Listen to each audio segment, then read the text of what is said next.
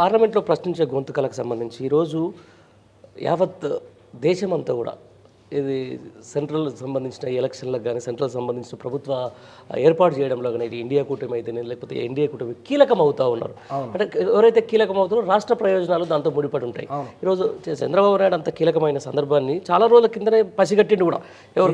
కేసీఆర్ పసిగట్టిండు. రేపటి రోజున సంకీర్ణ ప్రభుత్వం వస్తుంది. అవును, మమ్మల్ని ఒక 4-5 గెలిపిస్తే రేపటి రోజున మనం కూడా కీలకంగా ఉండి రాష్ట్రానికి మనం బాగు చేసుకోవచ్చు అని చెప్పేసి వివరంగా వివరించండు. కొంత మిస్గైడ్ అయ్యారు. అదే చెప్తున్నా. ఈరోజు దేశవ్యాప్తంగా రాష్ట్రాలకు సంబంధించిన పార్టీలు అంతా కీలకమవుతున్నప్పుడు తెలంగాణ రాష్ట్రం మాత్రం స్తబ్దుగా ఉంది. రేపు అక్కడ ఏర్పడబోయే గవర్నమెంట్లో ఇక్కడ నుంచి ఎలాంటి ప్రాతినిధ్యం లేదు. 4 గెలిచిన బీజేపీ వాళ్ళు దానితోటే ఉంటారు. ఇక్కడ గెలిచిన కాంగ్రెస్ వల్ల ఉపయోగం ఏం లేదు. ఇంత జనాలు ఎందుకు ఆలోచించట్లే కదంటావు? అంటే వాళ్ళు కొంత ఈ గోబెల్స్ ప్రచారం అనేది ఉన్నది కదా, కాంగ్రెస్ చేస్తున్న గోబెల్స్ ప్రచారంతో కొంత వాళ్ళు అయోమయంలో పడి వాళ్ళకి వేయాల్సి వచ్చింది తప్ప అన్న క్లియర్ కట్ ఇవాళ ఇదే బీఆర్ఎస్ సంబంధించిన ఎంపీలు ఒక 4-5 ఆ పార్లమెంట్లో ఉంటే ఆ గలం వేరే ఉండు. అడుగుతారు, సరే వీళ్ళు గెలిచిర్రు అడగాలని కూడా మనం ఆశిద్దాం. తెలంగాణ రాష్ట్ర ప్రజల ప్రయోజనాల కోసం వీళ్ళు అడగాలి, మీరు అడగండి అయ్యా అని మేము కూడా రిక్వెస్ట్ చేస్తున్నాం.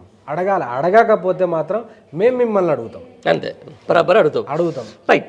ఇప్పుడు దేశమంతా నార్త్లో కొంచెం బీజేపీ మీద వ్యతిరేకత వచ్చినమాట మనకు మొన్న ఫలితాల్లో కనిపించింది.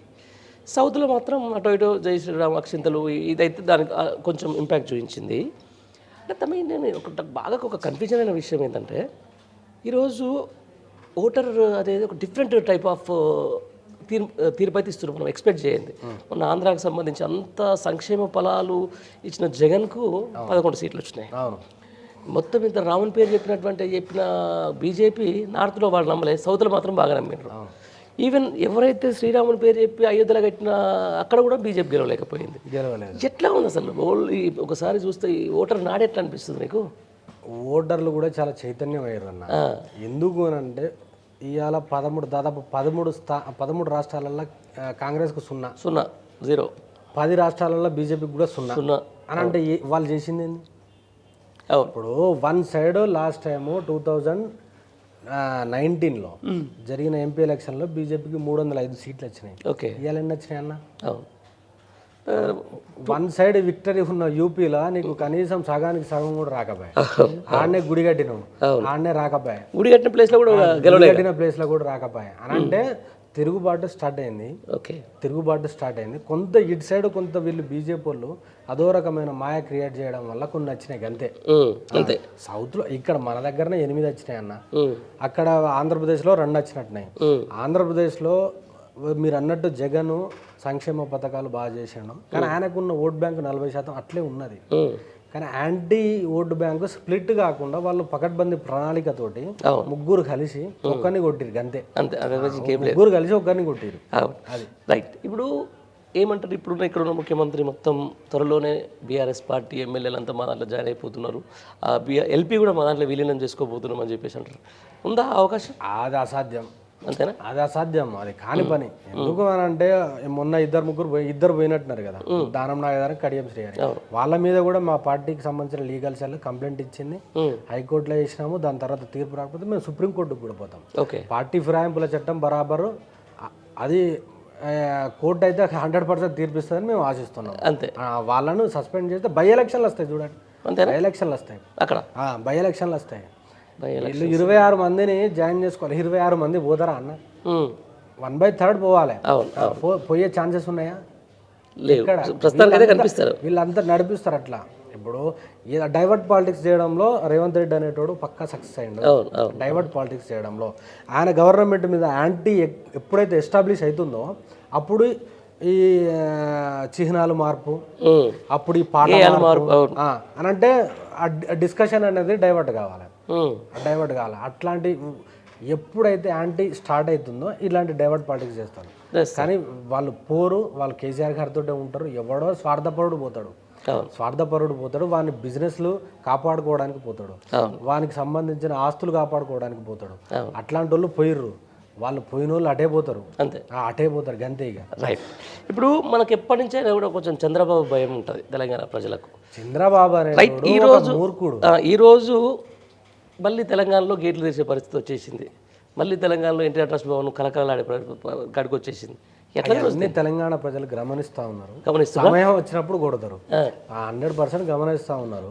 వాళ్ళకి సంబంధించిన అక్కడ ఆయన చంద్రబాబు నాయుడు, ఇక్కడ రేవంత్ రెడ్డి ఇద్దరు ఒకటే తాన్ముక్కలు కదా, అవును, ఒకటే తాన్ముక్కలు. ఆ బల్లే చదువుకున్నాడు సార్. అవును. కాబట్టి ఆయన సపోర్ట్ ఈయనకు ఉంటుంది, ఈయన సపోర్ట్ ఆయనకు ఉంటుంది. వీళ్ళు చేసుకుంటారు. కానీ అన్ని అబ్జర్వ్ చేస్తారు జనాలు అనేటోళ్ళు, అబ్జర్వ్ చేస్తారు. తెలంగాణ ఒక బక్కపల్సరి కేసీఆర్ అనేటోడు ఇంత పెద్ద రాష్ట్రాన్ని సృష్టించిన పెద్ద లెక్క కాదు వీళ్ళిద్దరు. అంతేనా? అంతే.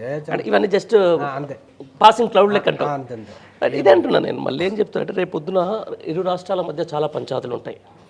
నీళ్ళ పంచాయతీ మనకి ఎప్పుడు అది ఒడవని ముచ్చట. ఆ తర్వాత ఇక్కడ సంబంధించిన ఇది ఉమ్మడి రాజధానిని మళ్ళీ ఒక 10 ఏళ్ళు పెంచాలంటున్నారు. అదొక ప్రమాదం ఉంది. ఆ తర్వాత రేపు పొద్దున దానికి సమాధానం అంతా రేవంత్ రెడ్డి చెప్పాలి. రేవంత్ రెడ్డి అనేటోడు ఈ ప్రాంతానికి సీఎం. అవును, ఈ ప్రాంతానికి సీఎం రేవంత్ రెడ్డి. కాబట్టి ఈ ప్రాంతం మీద ప్రేమ ఉండాలి, ఈ ప్రాంత బాగు కోరుకునేటోడు అయితే అలాంటి జరగకుండా చూసుకోవాలి ఆయన. ఇప్పుడే మేము హెచ్చరిస్తున్నాం, రేపటి రోజున ఇలాంటి పరిణామాలు జరిగితే మాత్రం తగిన మూల్యం చెల్లించుకుంటాడు రేవంత్ రెడ్డి. అదే ఉస్మానియా యూనివర్సిటీ గడ్డ నుంచి ఉద్యమం స్టార్ట్ అవుతుంది. ఈ చంద్రబాబులు, ఈ రేవంత్ రెడ్డి మస్తు మందిని చూసిళ్ళు, మస్తు మందిని ఉరికించిన రోజులు ఉన్నాయి, ఓయూలా ఉరికించిన రోజులు ఉన్నాయి. అట్లాంటి తగ్గే ప్రసక్తి లేదు. ఈ ప్రాంతం మంచిగా ఉండాలని, నువ్వు మంచిగా పరిపాలన చేయాలని మేము కూడా కోరుకుంటున్నాము. కానీ ఎటువంటి పుల్లలు పెట్టుడు, వాళ్ళకి సహకరించుడు అట్లాంటి చేస్తే మాత్రం ఊరుకునే పరిస్థితి లేదు. ఎందుకు ఊరుకుంటాడు? ఇప్పుడు ఒక రాష్ట్రానికి సీఎం కాబోతున్నాడు, సెంట్రల్లో అంత కొంచెం కీ ఫ్యాక్టర్ కాబోతున్నాడు. అదే అన్న, ఆయన వాళ్ళకు ఊకుంటే మేము ఊకోమంటున్నా. ఇక్కడికి వెళ్తే మాత్రం మీరేం ఊకునేటట్టు ఎందుకు ఊకుంటాం? బాజాబ్తో కొట్లాడి తెచ్చుకున్న తెలంగాణ కదా, ఎందుకు ఆగం చేసుకొని ఇస్తాం?